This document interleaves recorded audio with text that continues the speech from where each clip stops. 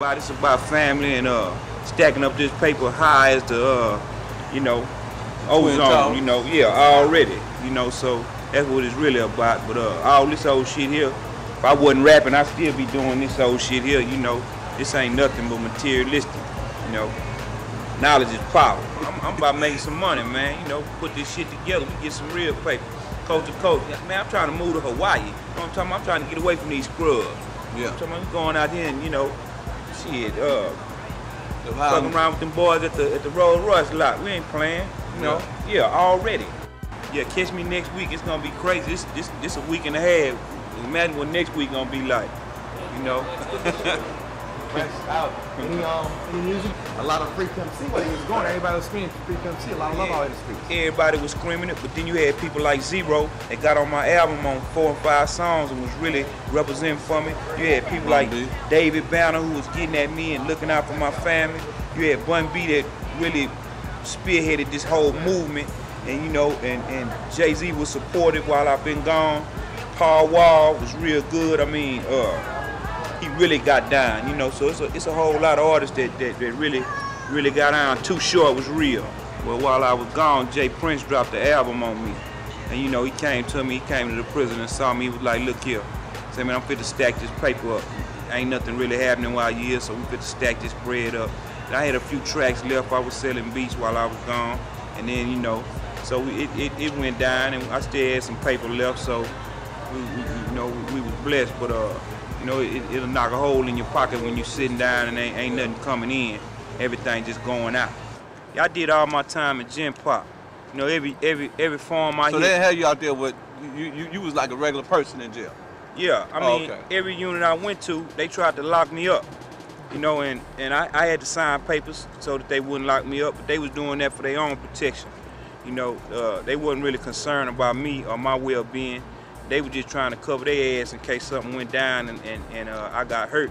But my thing with this, I couldn't do my time in PC, because it's solitary, you by yourself, you can't move around, and man, it's like really doing hard time like that. So, I really wasn't trying to do nothing like that. So niggas wasn't trying to get at you and throwing with you and nothing like that? What you really had was a lot of niggas trying to line up and get parallel with me and make connections.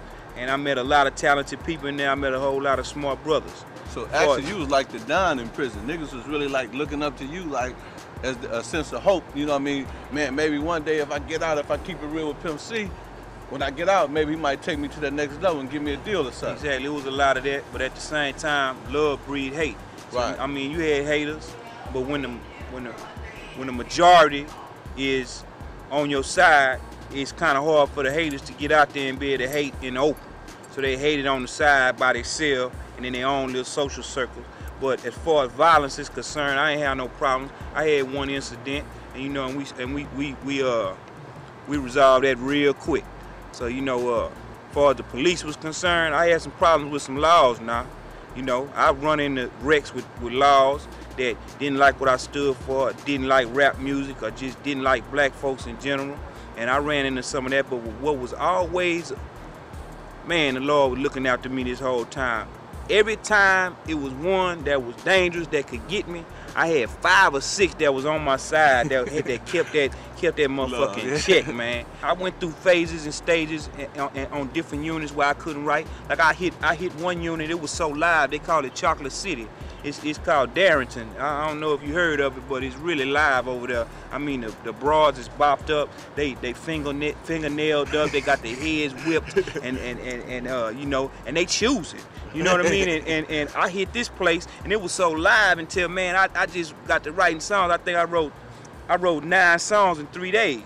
You know what I mean? I mean, I'm just in my cell, and it was so live, the atmosphere. Then I leave there and go to another spot, and it's so dead and boring in Huntsville until I'm just like, no motivation. Right. So, it happened in spurts, because, I did a year in the county. Right.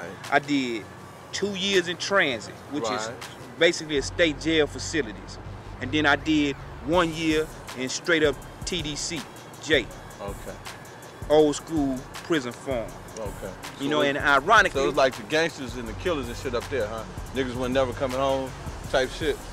But to tell you the truth, the county was the rawest thing I experienced. Harris County Jail was the rawest thing I went through. Niggas rough up in there, huh? The laws was breaking arms and had hit squads and they was acting bad. You know, then when I hit TDC and was in transit, you know, everybody coming in the system is coming in together. So you got youngsters, you got people with all types of different time, all types of different classifications, and you all mixed together. So it was real gang related when I hit that state jail. I done contacted a whole bunch of the youngsters out here in Houston, the young rappers. You know, it's a lot of beef going on right now with them. They kind of mad at each other, and a lot of them don't even know why they mad. They can't even remember what it's all about. So my thing is this. These record labels are inclined to keep us as dumb as possible. They know that if we get to communicating and putting our heads together and comparing notes, that we're gonna figure out some shit real fast. They also know that if we get on the same page, it's a chance that we could unionize. They really don't want that. They don't want rappers united. They don't want artists united. They want division, because divided they can conquer. So after saying that, I done went to some of these guys, and I'm instrumental in trying to get some of them together, and we gonna sit down, and James Prince is instrumental in it too. We gonna sit down and we gonna do it like this. Y'all can talk it out,